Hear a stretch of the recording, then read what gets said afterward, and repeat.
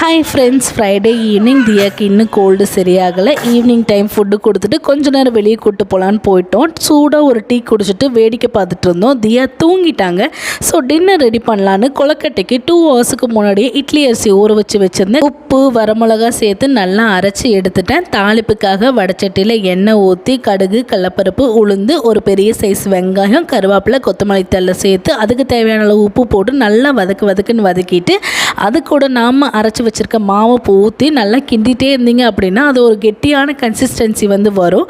அது வந்ததுக்கப்புறம் அதை நல்லா கொலக்கட்டை மாதிரி பிடிச்சி வச்சுக்கலாம். நல்லா சூடாக சாப்பிடும்போது ரொம்ப ரொம்ப நல்லா இருந்துச்சு. அதுக்கப்புறம் தியாவும் எந்திரிச்சிட்டாங்க. அவங்க எந்திரிச்ச உடனே நல்லா தவளை முயற்சி பண்ணிகிட்ருக்காங்க.